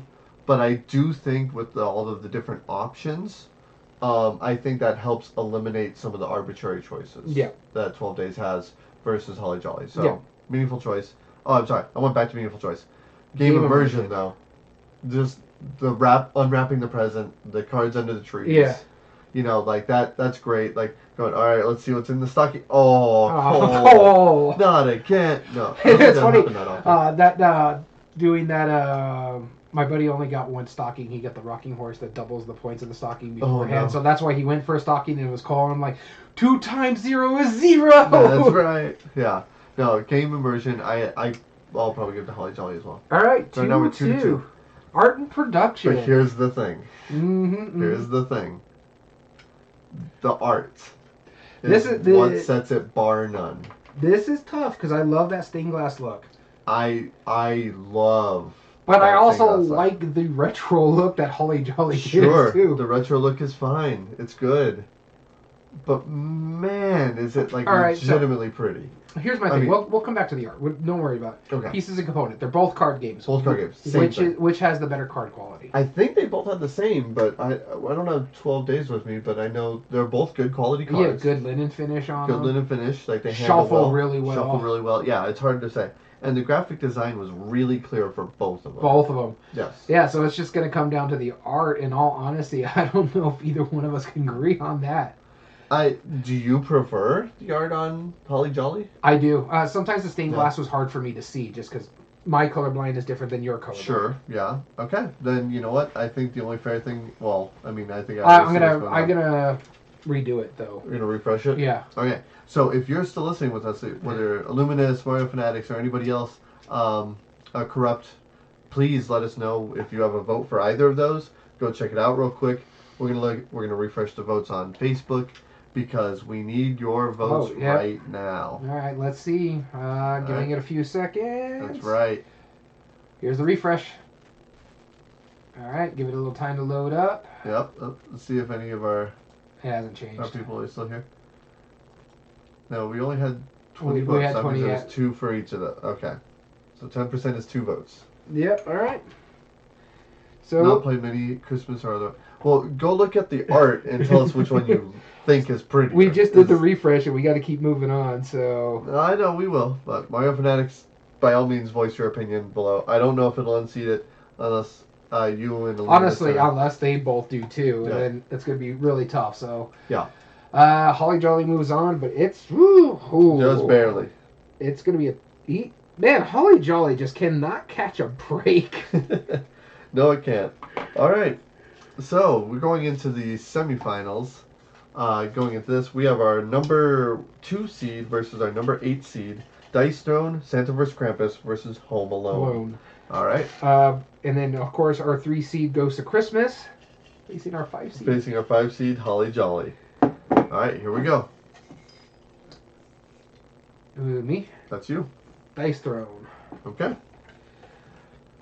Honestly, what can we say about Dice Throne itself as a game? What we haven't already said. It's very fast. It's very quick. In fact, we played when me and my wife played it, we were done in 15 minutes. Because it's that simple. She's like, I haven't played this in a while, so give me a minute. And I just gave her the rundown of the rules, how this works. She's like, okay, I remember how to play this. It was very simple. If you're a first-time player to Dice Throne, yeah, it can be a little finicky because it does like a TCG style thing where you have this phase and then your upkeep phase. Then you have you get your CP and your draw, and then you have your main phase, and then you have your roll phase, and then you have main phase 2, and then you got your end of turn stuff. So yeah, it can be finicky, but if you're familiar from TCGs, you'll get this real quick. Yeah. It's not that hard to explain how to play this game either. It's like, okay, you're gonna do this. Then once you go into your dice rolling phase, you're gonna do this. You may have cards that say you can play this at any time, or it has to be specifically in the roll phase or specifically in the main phase. Everything's well written. I have one issue with that though. It's well written, but it's so tiny on the side of the card. Sometimes I'm like, my old eyes and low lights, which phase is that? But they color code it too, so that's helpful. And they have the icon. The iconography is very easy to read too, so on the graphic design. This specific version of it is a very fun, both play very cool aspects. Like Santa's all about that gambling, giving out eggnog, rolling that dice to heal stuff up, which never worked for me. I didn't roll a heal once out of all the eggnogs that I collected. But yeah, it's really neat. I also like the fact that you can make your powers better by playing certain cards on your board. So my Holly Jolly, I think, is one of the things that Santa has. I can increase it to Holly Jolly 2, and it does a little bit better. Also, when I think one of my big ones is like where you got to roll all the axes, like the ones and the twos and stuff like that. Oh yeah. One of the upgrades on that one is if you roll a straight on there too, or like four of a kind. Like I roll all the axes at threes, that does undefendable damage and stuff like that. So it's really neat. It's very expandable. You don't see just with these two. If I play Santa, I'm not going to see all of his cards until maybe 3 or 4 times I just play Santa. And that alone right there for the replay value aspect of it is pretty neat. That I can play the same character and still not see everything. Right. For me, I think this one should go on over Home Alone game, but I do like both a lot. Okay. Yeah, Home Alone game, again, you talked about it. Both sides are very unique. One side is playing a mind game with the others playing Kevin. I mean, it makes sense. Putting down the face down cards. Some are worth money, some are traps. Mm-hmm. Trying to figure out in the headspace of whoever is playing Kevin where they're going to put those cards in makes it a really exciting game, but it's also a little nerve-wracking. Well, yes, it's nerve-wracking, but it's also less strategic in a way. Because that might not be great if you're playing against somebody you don't know, and that's something that Dice Zone doesn't necessarily have as a problem. I mean, other than AP and whatever. Well, the thing about Dice Throne, and this is the only gripe about it, is the dice rolling. You're beholden when we're talking about arbitrary choices. It's one of those arbitrary choices where you're beholden to the dice roll. Now, certain characters have certain mitigation, like Santa has mitigation, where you can just turn a die to wherever you want based on what you have.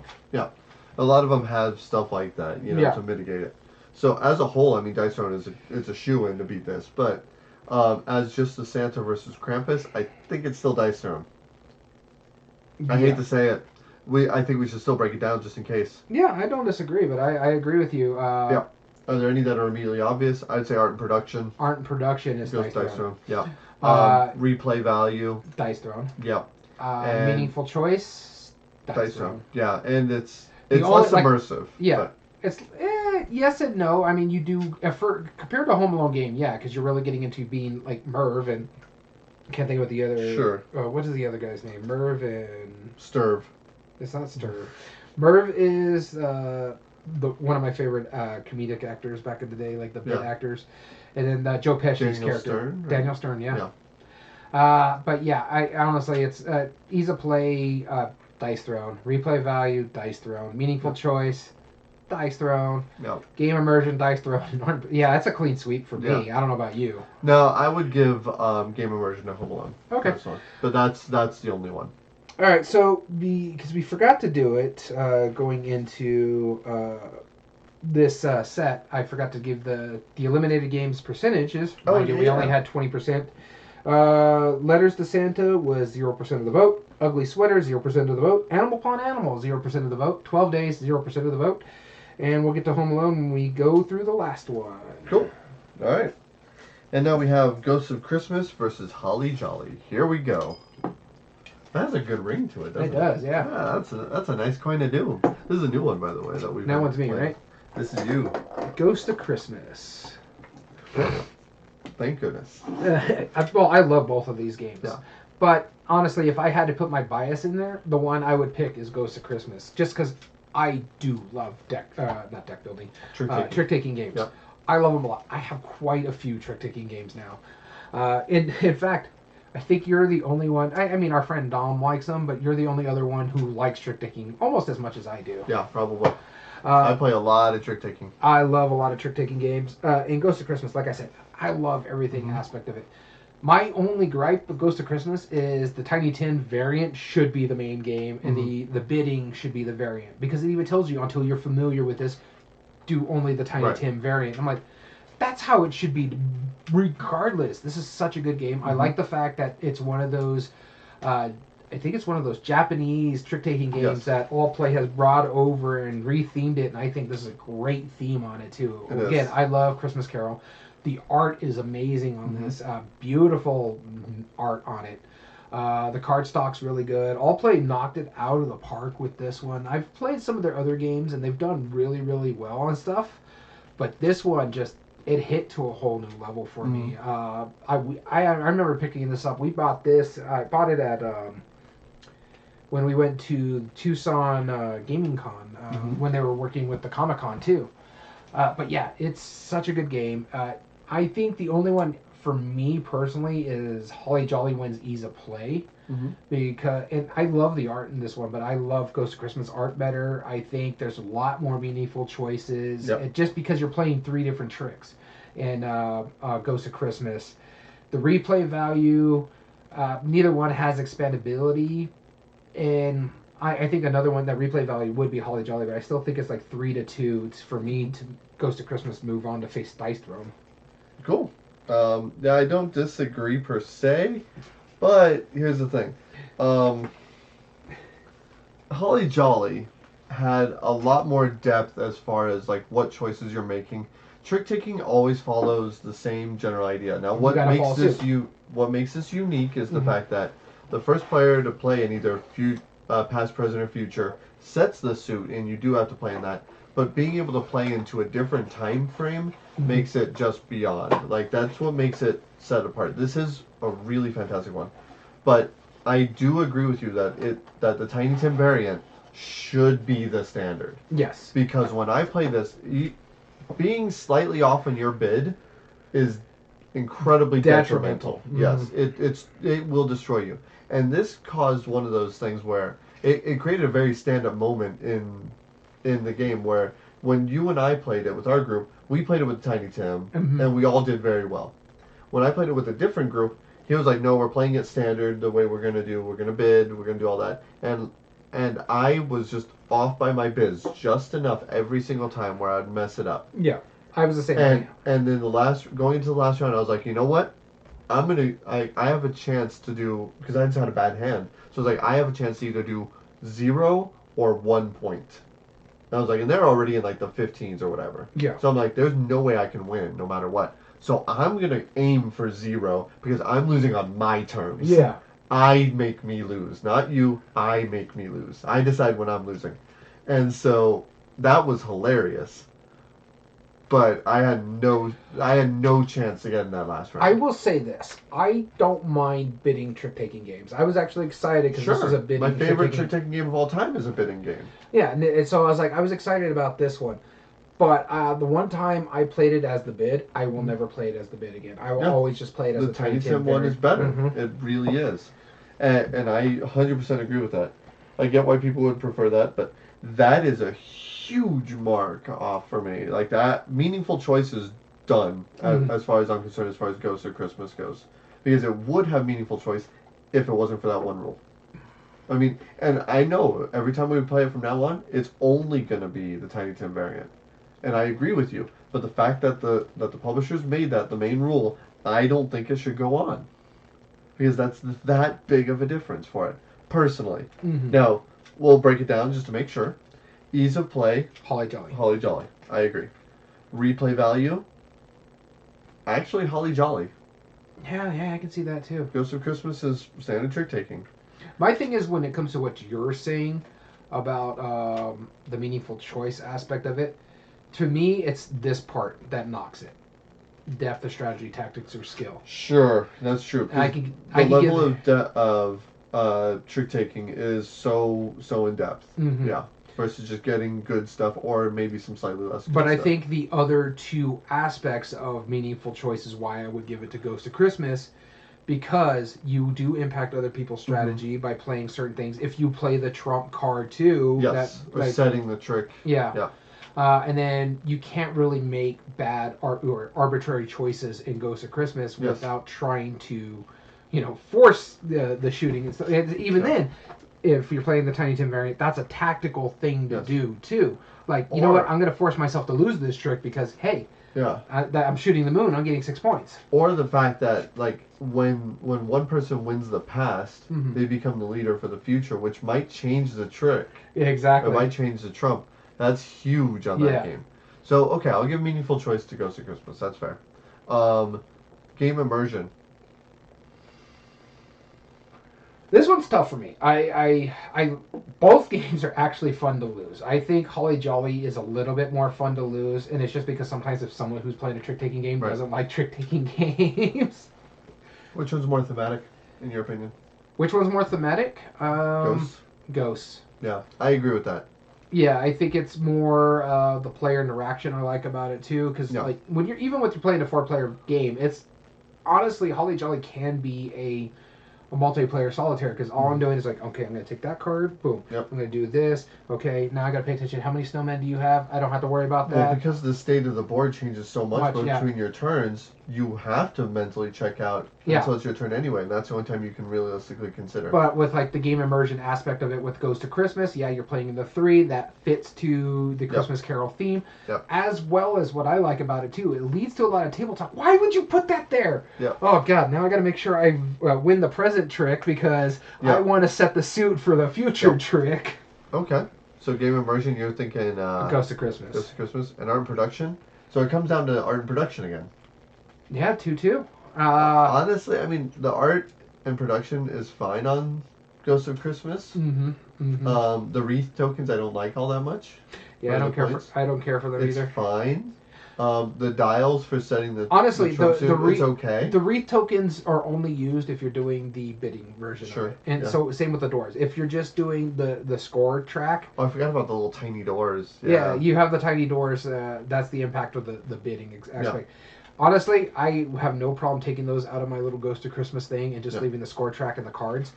Because I don't need those if I'm just playing the Tiny Tim variant. But yeah, they're fine. They're nice little cardboard pieces. They're not really going to do anything for you. But I think the art is better on Holly Jolly.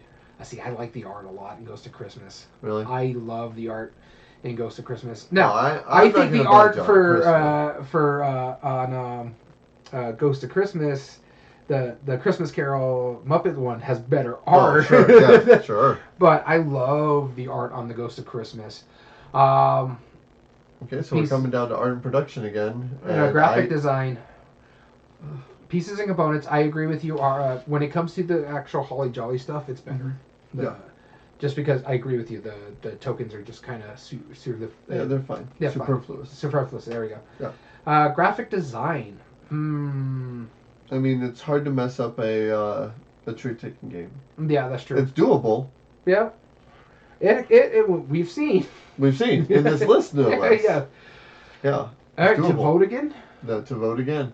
I'm just looking at the red lettering on the green background for Ugly Christmas Sweater. I know that's the point, but man, that hurts. That hurts, yeah. All right, let's see. All right, I didn't see anything. I just did the refresh. I'm going to click this. So we have... Ghost of Christmas, 1% of the vote. To 9% of Holly Jolly. So someone just recently voted. We got 21 votes. Yeah, all right. Holly Jolly moves on. Which I'm okay with. Yeah, so am I. I mean, I like both of these games. Holly Jolly has just had a tough time, and I think this is where it's going to end for it, though. It might. We'll find out. All right, so Ghost of Christmas and Home Alone were the ones that recently eliminated. Home Alone has no votes, so 0% of the vote. And Ghost of Christmas, I think we said had 1%? Yep, 1% of the vote. All right. Now our finale, our final round, which is the best Christmas game, Dice Throne, Santa vs. Krampus, or Holly Jolly. Now again, this final round, we do not flip the coin of doom, we do not flip the cup of doom either. And we do not pull from that. We simply break it down category by category, trying to give the most unbiased way that we can. There is one that immediately sticks out to me. I'm assuming... Actually, there's two that immediately stick One out to sticks me. out to me immediately. Art and production. That's Art and Dice production. Throne. That's Dice Throne. I do think ease of play goes to Holly Jolly. I was going to say, yeah. There's a lot of moving parts. There's a lot of, like... We're okay with it because we play Magic, but there's a lot of different things to consider when even rolling the dice. So one other one I say it looks easy enough for me is Meaningful Choice. Like, again, you're beholden to the dice roll. There is arbitrary choices. There is some mitigation, but not a lot. Holly Jolly, you are all over what your decisions are going to be. Are you saying that that's a pro for Holly Jolly? That's a pro for Holly Jolly in the Meaningful Choice. Because you don't impact other players. You can. And you take a card that they want, sure. You are directly impacting the other players in Well, yeah, because it's a battle game. But the depth of how you do that, yes, I get that you are beholden to some random, but the fact of how many different options you have, how you're able to use your CP to modify things, how the different characters feel in those different ones. I'm okay with coming back to it, but I really think meaningful choice would be dice thrown. But now that makes me think game immersion, or no, replay value, that is without a doubt dice thrown. Yeah. So my only issue here, it's just an issue that I have, and we've agreed to let this go through. It's just that Dice Throne was already a good game, Yes. and then they put a Christmas theme on it. Holly Jolly is specifically a game made for Christmas. Right, which matters for game immersion. Mm-hmm. But for meaningful choice, though, that doesn't affect it. Yeah, no, we're talking about like the replay value. Yes. So replay value, I think we gotta give to Dice Throne. But game immersion, now that I think about it, you're right. When I think Santa and Christmas, I don't think battling head to head. Yeah. And especially battling like Gunslinger and like Marvel characters. Like I don't think that. But decorating a Christmas tree, that's something we do every year. And that is a very specific way to do it, is which ornaments am I going to get? How am I going to top my tree? How am I going to do this? So that makes a lot of sense. So I would give game immersion absolutely to Holly Jolly. Okay. So that's 2 and 2. Which means it goes down to meaningful choice.